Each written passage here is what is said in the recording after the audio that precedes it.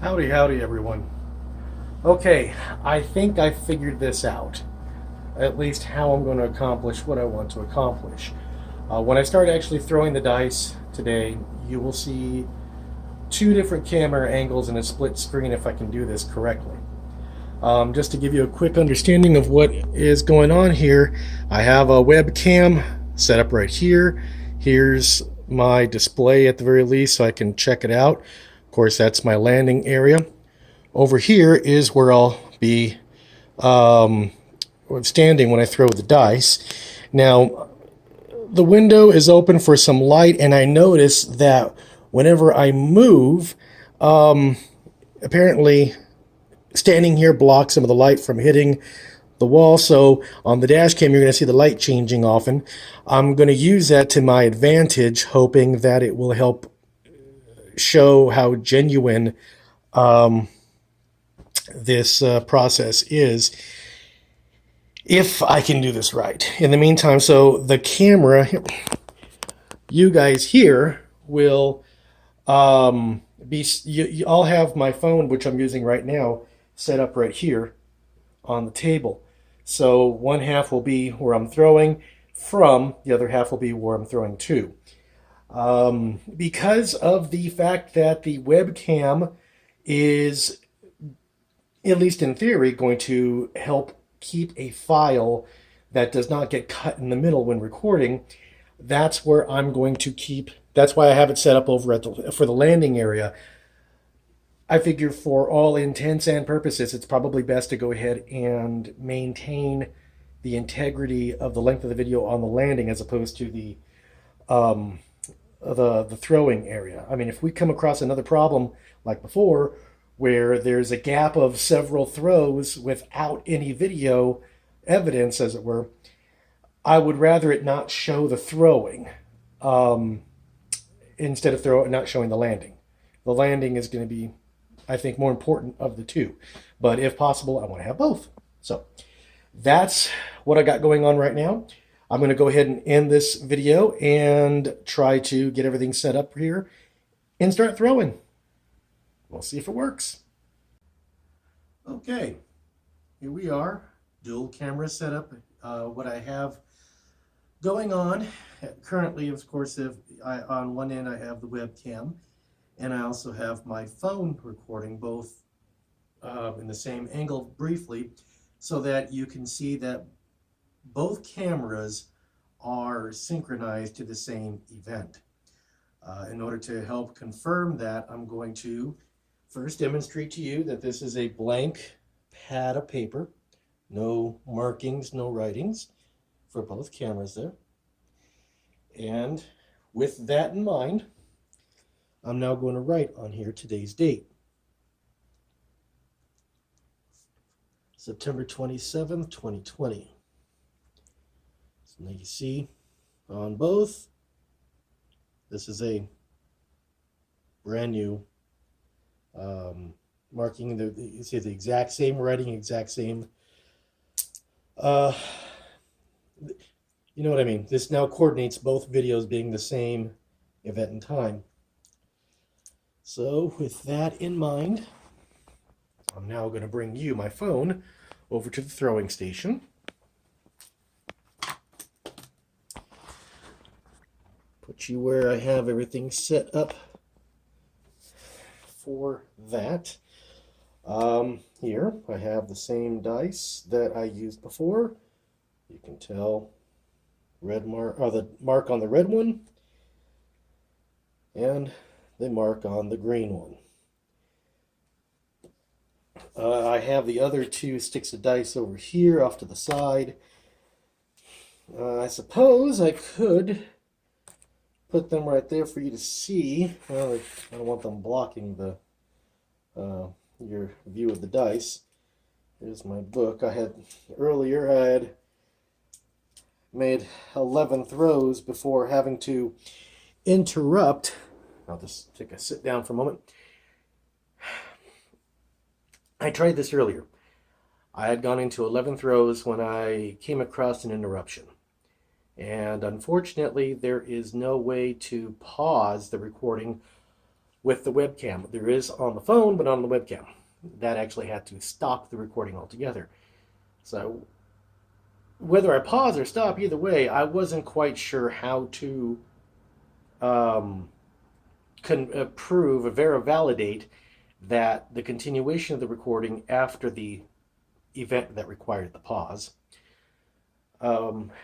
Basically, to confirm that there was no funny business, and I really couldn't find a way that I would appreciate if I were a viewer, as opposed to someone who's making the video. So I said, heck it, and just decided to start over fresh. So even though I do have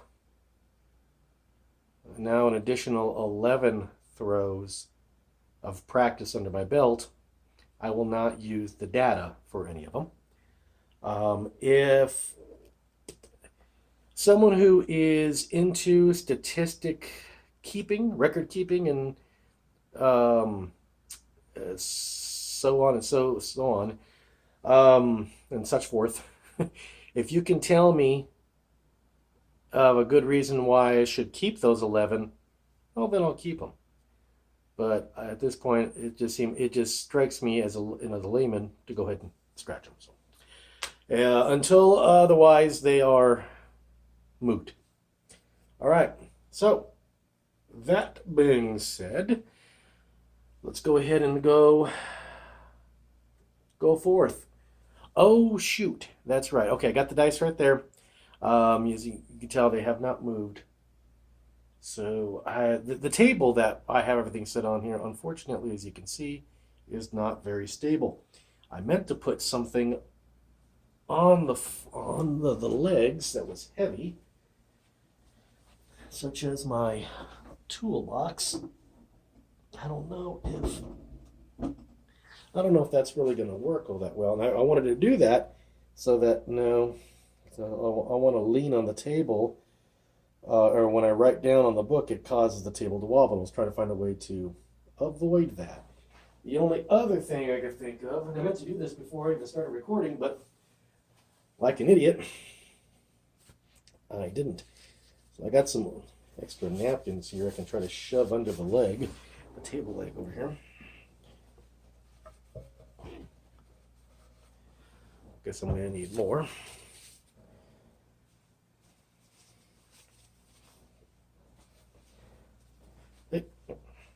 My apologies. Since I did the scribbling down, I figured. Oh my, that's pretty bad.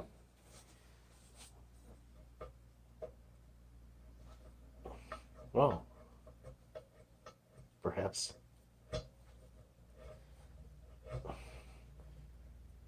Perhaps it just needed a little bit of adjustment. A little better. All right, never mind. I believe we have that corrected. That's mark number 1 on my book. All right, let's get this party kicking, shall we? All right. I will. For demonstrative purposes, I will validate that I have the ones facing upward towards me are both the 2s. You know that because the 5s are facing you. Anybody who knows anything about dice knows that the 2 opposite sides will always equal 7. So if you're looking at the 5s, you know the 2s are facing me. Red is on my left, green is on my right. All right. Throw number 1. Oh boy. The red fell off of the off of the playing surface and onto the floor. So it is definitely off camera. Green is still on.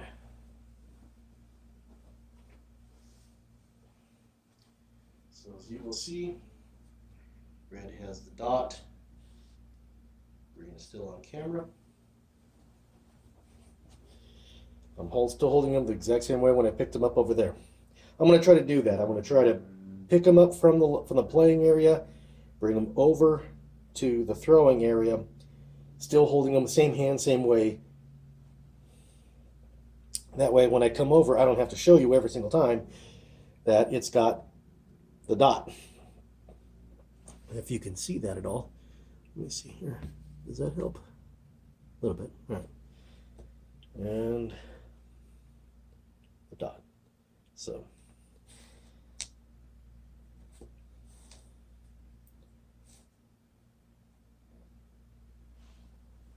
Throw number 2.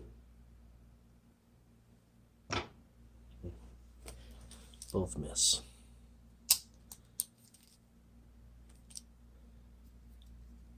Now this video is not intended to be watched from beginning to end. So if you are in fact attempting to do that right now, I would recommend highly that you stop. This video is only intended as a validation of what I write down, to show that I'm not writing down any old random results off the top of my head, that these are in fact valid dice throws. That was throw number 3, both hit. 3 hit.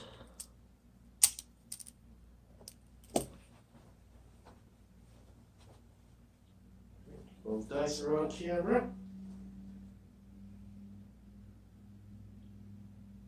There you go, grabbing. Now, something that I thought might actually be interesting for anybody who does decide, for whatever reason, you want to watch these straight on through. I thought I would tell you about an interesting finding, or excuse me, an interesting situation that occurred a couple of days ago. This is throw number 4. I'm not sure about that red one. The green one was definitely off. The red one, so I'm going to go ahead and mark them both as misses, just to be fair. If anybody watching this decides, no, he actually made one of them, then you can modify your own copy of the records to show an actual hit. As far as I'm concerned, that was a miss, because my eyes did not properly see whether or not I did not properly see whether the red truly hit not only the white cloth, but not along the edge. Because as far as I'm concerned, if it hits the edge, it's not hitting square within the boundary, within the border, and that's really what we're hoping to attain. Red and green both on camera. Anyway, a couple of days ago, I went down to my local casino out here, and specifically to Boot Hill Casino in Dodge City, Kansas. At Boot Hill, they have a rather bouncy and long craps table. This is throw number 5. Both miss. At this table, I was not trying to bone up on any practice for dice influence. I was just playing the way I normally play. But there was a young lady who was, in fact, at least in my opinion, attempting some form of dice influence. What she would do is she was not handling the dice in a traditional dice influence fashion. What she was actually doing, just as real quick aside, is she would set the dice in different ways, not necessarily the configuration I had, but rather than grabbing it from what is considered acceptable as a typical grab, oh my goodness, But instead what she was doing a pincer grab, and trying to get them to tumble along the table. She was not giving them any sort of arc. She was trying to get them to tumble, down the table, of course, with some force, which is all great and fine if, as long as they continue to tumble on axis. Unfortunately for her, they kept hitting chips on the table all the time, which I'm sorry was just not avoidable. But I will tell you that her results were not typical. She had the dice, I'm going to say maybe, this is throw number 6, by the way. They both hit. Those were both hits. Anyway, she made 3 points more often than she didn't. 3 points before 7ing out more often than she did not. She had maybe 4 or 5 turns, at least while I was paying attention with the dice. 4 or 5 turns with the dice, maybe even 6. I'm not terribly sure. All I know is that eventually I figured out that what she was doing was, it was in fact a type of dice influence. It just wasn't what I'm typically used to seeing. This is going to be throw number 7. Both misses. So I may want to consider that. Whoops. I wrote the results down wrong. Number 7 should be an X, and I wrote a 0. X for a miss. All right.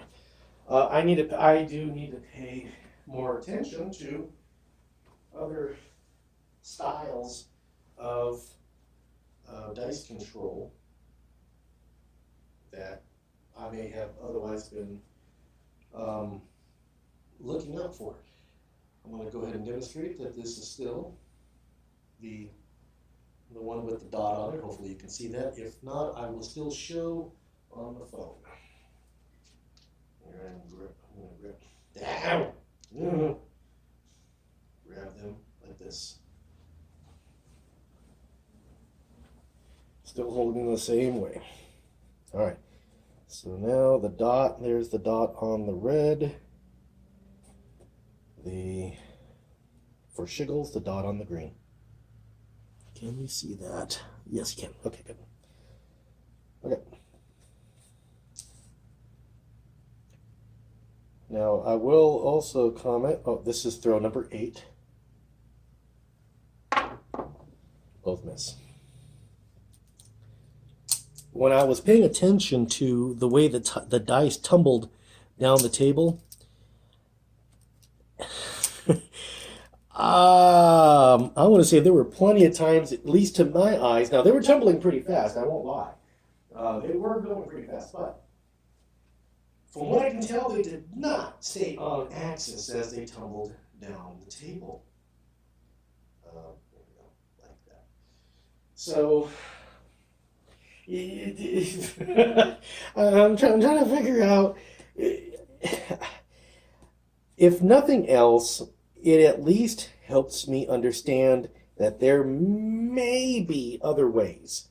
It's not only the way that I was expecting, I guess is the best way to put. This is throw number 9.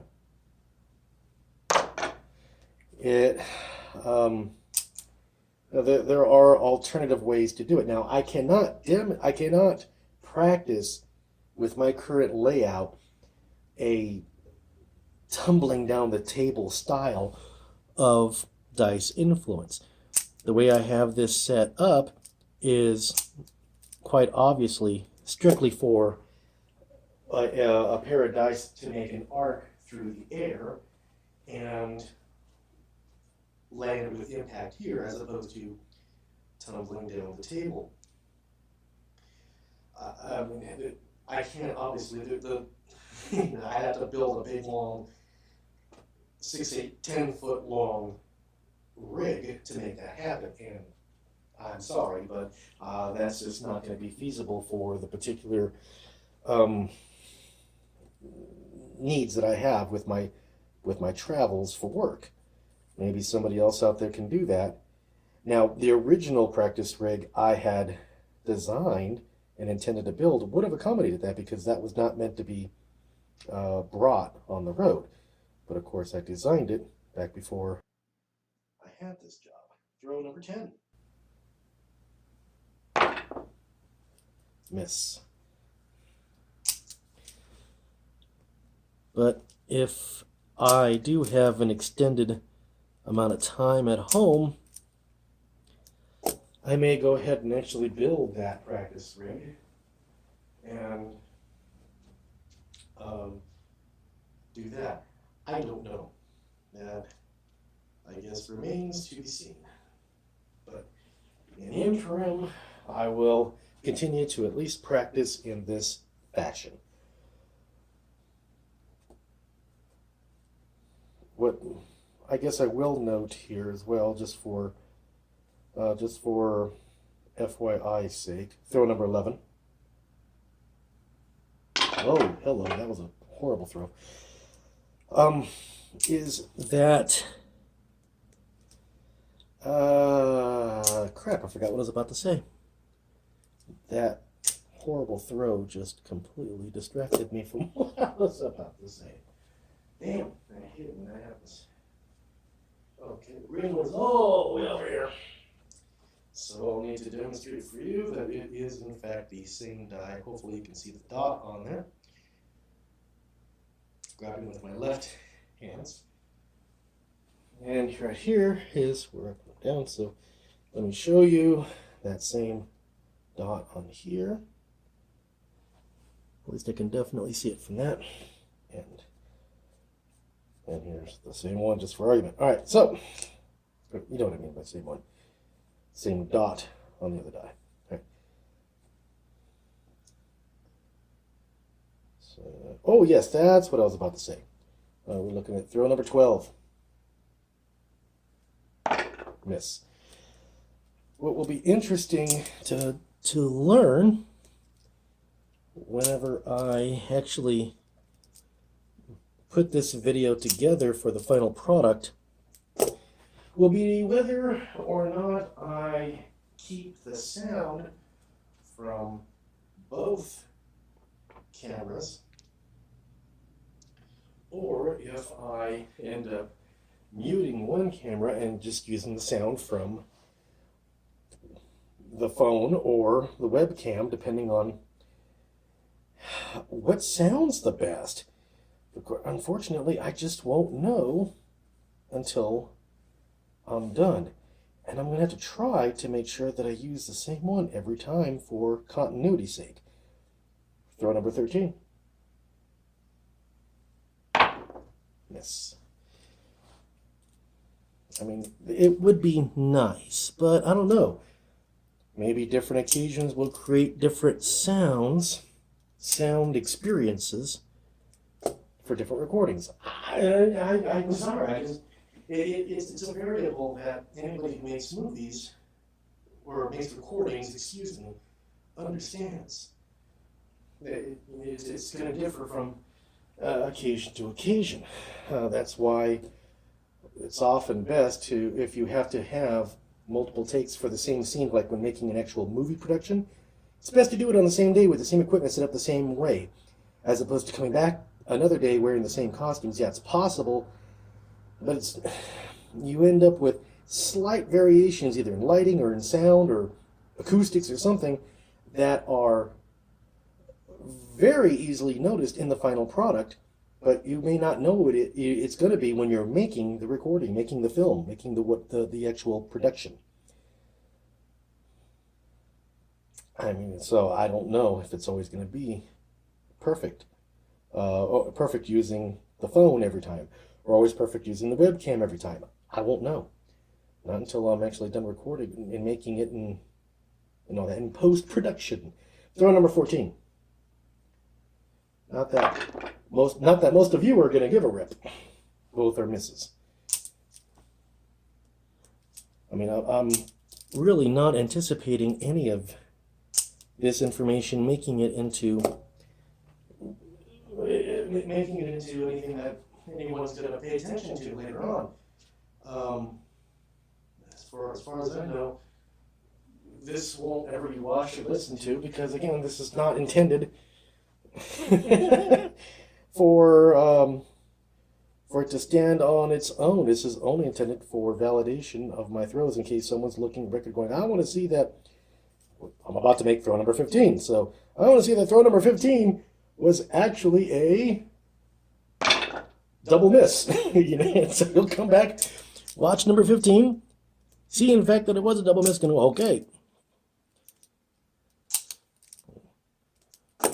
Or other throws going on from after this one, seeing the same thing. You're not going to want to watch it from beginning to sinking end. But then again, maybe somebody out there will be incredibly bored. You go, I got nothing better to do today on a Sunday afternoon. Shit, I guess I will go ahead and watch it. Throw number 16. Miss. I want to see why this guy keeps missing so damn many. Well, I can tell you right now why. It's because I'm still new to this. No matter what you think, I'm sorry, but this is only my third attempt. Well, I guess not. There was that one that I wasn't able to upload because a complete lack of. This is actually technically my second attempt. What was the real second attempt, I couldn't upload because I'm missing footage from 8 throws, roughly, ballparkish. So it does me no good. But I don't know. Maybe, nonetheless, this is still very new. I'm still very new to the whole thing, so yeah, I'm going to miss a whole hell of a lot until I can actually get muscle memory and skill down, if that ever happens at all. All right, throw number 17. Misses. I don't know, you may want to watch it and say, oh, no wonder he's missing so damn many. He's doing this wrong, he's doing that wrong, he's doing the other wrong. Well, yeah, I'm still new. And I don't know for certain from anybody who has been doing this for any real length of time that could watch me from the outside. I don't know if there's anything to learn from someone like that. Eventually I hope to, perhaps go ahead and take a professional class or be examined by someone who knows this sort of thing, who can in fact tell me, yeah, you need to grip it differently. You're doing this wrong on the grip. You're doing this wrong on the throw. Throw number 18 coming up. The dice, I know the red one definitely hit the towel, but hit too far from the back wall to be counted. So I'm going to count them both as misses. No one has been able to so far watch me and see if I have any bad habits established that I'm continuing over and over. Maybe I'm not throwing my arms straight and I don't know it. Maybe I'm not throwing, I'm not keeping my fingers together, my 3 fingers together that are gripping the dice in the front every time. Maybe they're separating as I do. I don't know. I'm not even keeping that as a primary focus at the moment because I'm still trying to make sure I can actually hit the spot I want to hit. I mean, I can do all that perfect until I'm blue in the face, but this is throw number 19. Until such time as, those are both misses, by the way, as I can actually reliably get to the proper area on the landing zone. Grip, throw, and all that don't mean squat. they're just an academic exercise until such time as I can reliably get it here in the proper area over and over, repeatedly and reliably. I imagine that throughout these practices, if I, one, can say to myself, yeah, I've got it down, and two, I can reliably demonstrate that with, let's just say, 10 hits in the area in a row, then yeah, maybe then I'll go ahead and start tracking the actual results. I'll remove the washcloth and track the results. Until that time comes, it will always be target practice. This is now throw number 20.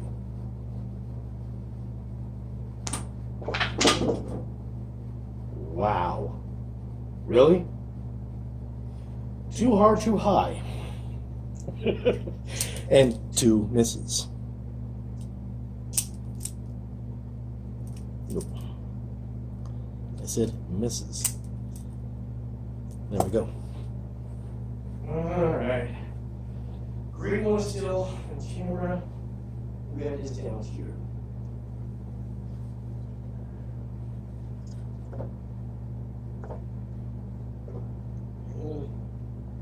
See if I can get this lined up properly.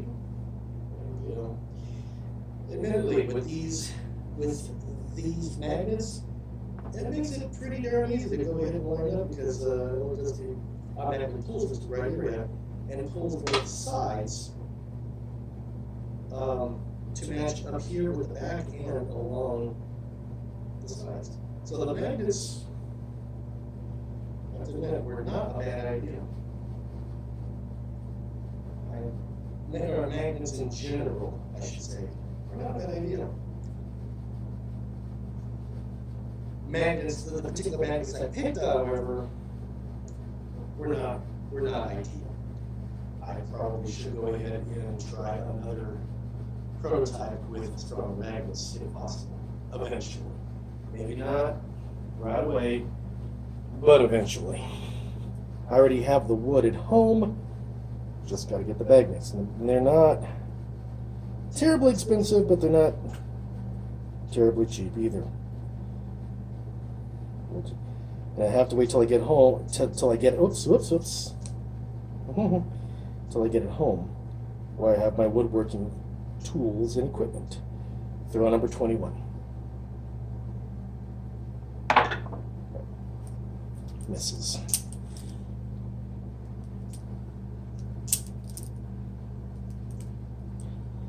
After I'm done with these 50, I'm definitely going to grab a late lunch because it is in the mid-afternoon, but I had a fairly late breakfast. So this would be about a good time for me to grab some lunch. And do this again probably today. I had hoped to do some yesterday. I sure as heck hope I didn't accidentally throw any of those others with the grain on the left instead of on the right. Footage will tell me if I was an idiot that way, because I wasn't paying attention to what I was doing, instead too busy on jaw jacking. So maybe you just need to shut the hell up. Throw number 22. Red hit, green missed.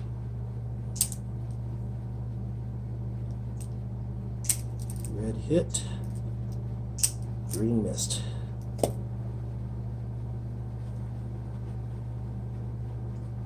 But I had hoped to have made a video yesterday, done some of the post-production today. Unfortunately, that did not work out for a combination of reasons. Throw number 23.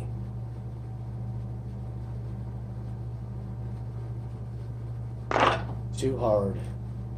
Misses. In fact, I had attempted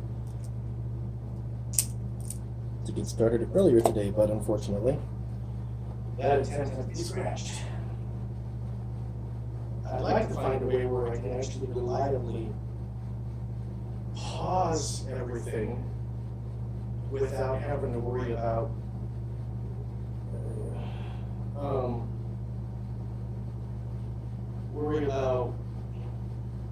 I don't know. Let's say I have to go to the bathroom. I don't think you guys want to hear or watch that. I mean, the bathroom is behind the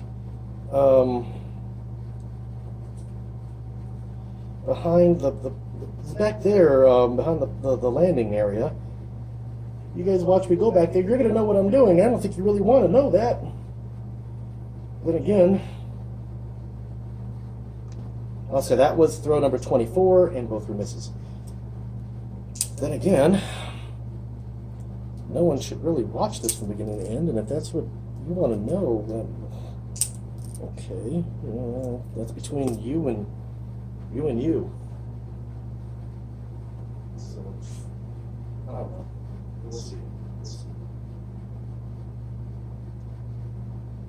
Or for that matter, if I have a knock at the door, well, I guess at that point I can always mute the audio. I can continue to record, but just mute the audio, and you won't know what the hell's going on. I don't know. We'll just have to see. Throw number 25. Red hit, green missed.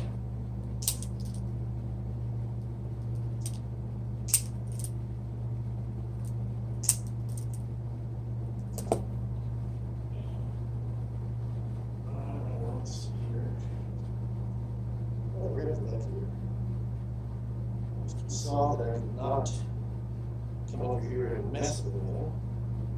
So, the dice remain validated.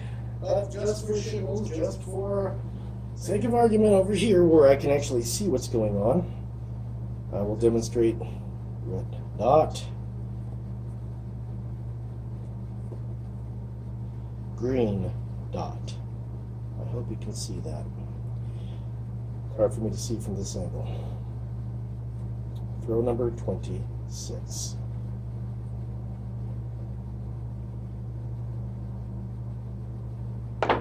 Misses. I don't know. Maybe I should just stop right there.